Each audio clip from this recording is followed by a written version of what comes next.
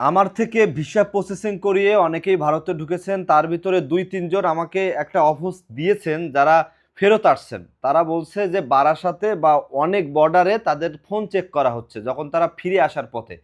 এখন কথাটা হচ্ছে, একজন আমাকে বলল যে দাদা আমার ফোনে যদি পার্সোনাল কিছু থাকে সেটা কি দেখার রাইট আছে কিনা তাদের।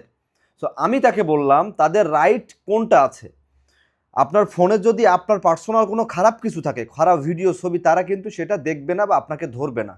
তারা ফোন কেন চেক করে? ফোন দেখে যে আপনারা ভারত থেকে কোনো কিছু পাচার করতেছেন কিনা, কোনো ডকুমেন্টস কাউকে সেন্ড করতেছেন কিনা, বা আপনি ভারতবর্ষে আপনার জায়গা জমি করেছেন কিনা, আধার কার্ড প্যান কার্ড করেছেন কিনা, যেগুলো যাচাই করে তারা। ব্যক্তিগতভাবে যখনই আমি ভারত থেকে ফিরি, প্রতিবারই বারাসাত স্টেশনে, আমি তো খুব ভোরে ফিরি, কদমগাছি থেকে খুব ভোরে আমি বারাসাত স্টেশনে আসি এবং সেখান থেকে বনগাঁর ট্রেনে উঠি।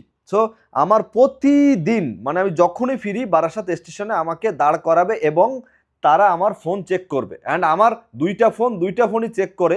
আমি একদিন তাদের কাছে শুনি যে কেন চেক করতেছেন বা কেন চেক করেন।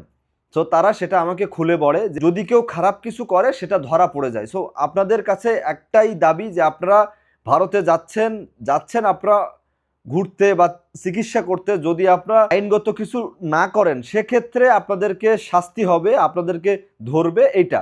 তো যারা যারা আমার কাছে এই প্রশ্নটা করেছিলেন বা অনেকেই এর শিকার হয়েছেন তারা হয়তো এখানে বুঝতে পারলেন। Thank you so much. ভিডিওটা থেকে যদি কিছু জেনে থাকেন অবশ্যই ফলো করতে পারেন, ইউটিউব থেকে দেখে থাকলে সাবস্ক্রাইব করতে পারেন, কমেন্টস করে আপনার মতামত জানাতে পারেন। অনেক মানুষ কিন্তু এই জিনিসটার শিকার হয়েছেন, কারা কারা শিকার হয়েছেন এবং কিভাবে সমাধান করেছেন কমেন্টস বক্সে জানাইতে পারেন। আবার দেখা হচ্ছে নতুন কোনো ভিডিওতে। সে পর্যন্ত সুস্থ থাকুন, ভালো থাকুন, নিরাপদে থাকুন।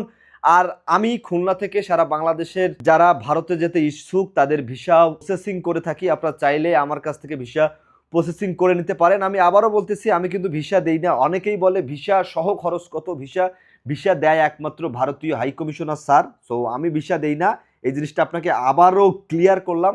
আবার দেখা হচ্ছে নতুন কোনো ভিডিওতে। বাই।